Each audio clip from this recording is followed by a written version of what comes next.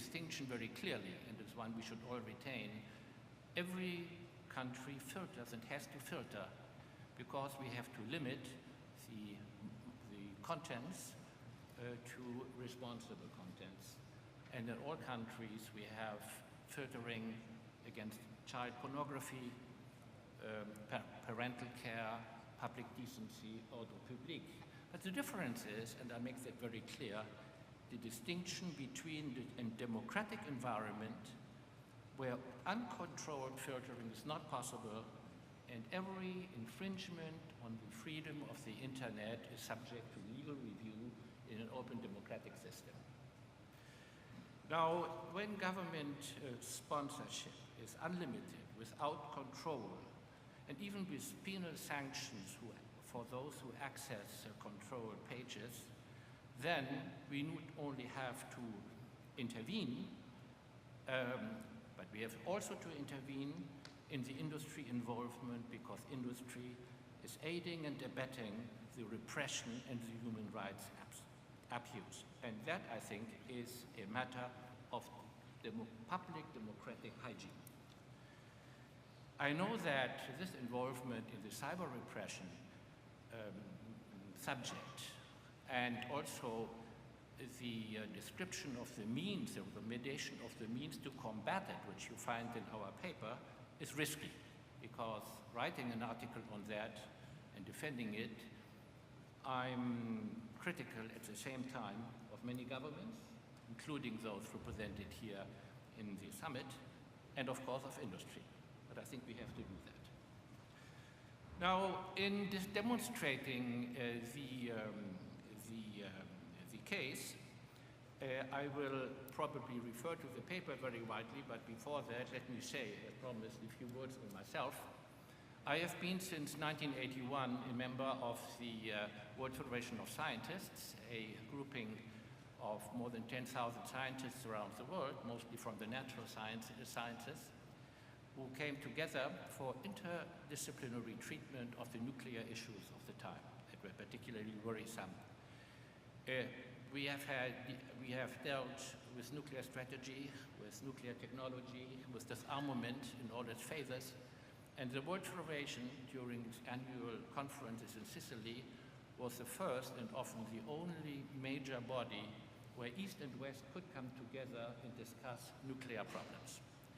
When the nuclear scare appeared diminished, we moved on also to other problems, and I'm proud to say that in 2001 I introduced into the World Federation's work the problem of cybersecurity, because I thought it was a growing problem, we should deal with it. I've been chairing a group, the Permanent Monitoring Panel, since 2001 until last year, when Jodie Westby, who spoke this morning, and I decided to co-chair this group to continue its work. I have done this work on the basis of 40 years of diplomatic service from Germany.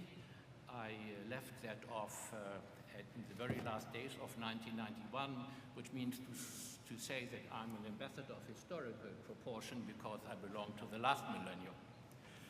Now, I don't want to go into all the details of this PPP in the cyber repression field, but there are a number of very good examples, like, for instance, the European Union, which has stimulated group work on the safe internet with a very large participation of industry, and has placed them under a self-regulation regime, stimulating, funding, surveilling this self-regulation, but to good effect, to seeing to it that the internet in Europe, with 27 nations, has definitely become safer. And on the world scale, there is one organization I would, with high praise, like to point to, which is the Global Network Initiative, which has now united not only academical universities and other NGOs, human rights organizations, but some of the great industrial enterprises like Microsoft, Google, Yahoo, and Vodafone, France Telecom, and the like. And they work together against for preventing internet censorship of authoritarian governments, and also protecting the internet privacy of individuals. Now my few recommendations at the end, what should be done of these isolated occurrences, because so far even laudable organizations like the Global Internet Initiative do too much analysis. They deplore and denounce the situation, but they do not provide sufficient action, and the governments are not sufficiently involved. So my proposals are to generalize these multi-stakeholder alliances, broader participation and membership to generate more trust, involve other important associative movements and organizations of the economic and technical world. For instance, the ICC does not deal with these problems in Schjolberg. Then create a stronger organic cooperation with governments.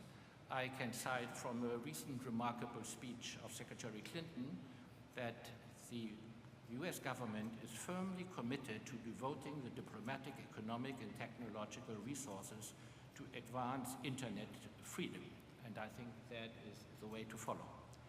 In most industrialized countries, exists close cooperation of industry with government agencies for cybersecurity. They have advisory councils, research projects, technology development, cooperation in regulatory matters.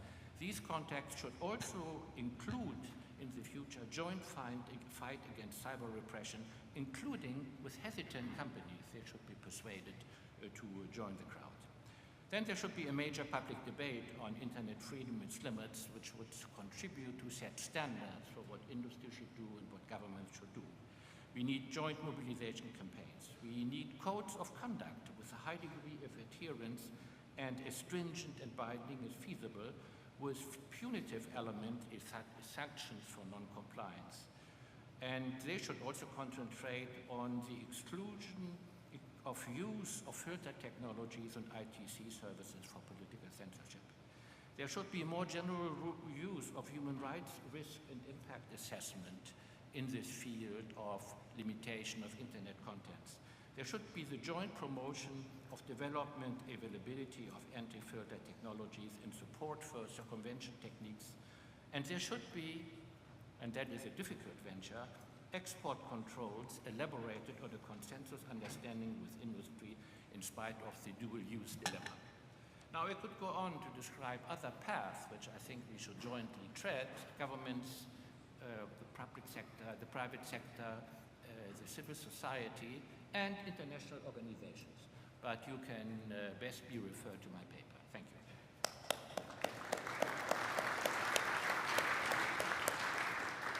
Thank you, Henning, and we're delighted that the World Federation of Designers Permanent Monitoring Panel is working with the EastWest Institute to reach out to this vast network that you have to achieve our common purposes.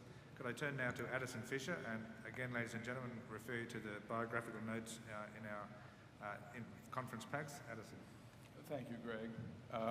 First of all, it's a pleasure to be here, and thank you for inviting me. Of course, you put me on the spot here. You said you'd like me to talk at the end of the conference and be sparkly. And I'm not sure how to be sparkly with this subject, but I'll do my best. But I thought I would start by reflecting on what cybersecurity has meant over the course of my own life and my own career. When I started in computers in 1966, it was called computer security. And the approach then was to put the computer, the mainframe, in a fortress and protect it against people coming in with axes and bombs and destroying the computer and the data tapes. By the 1970s, you had computers that were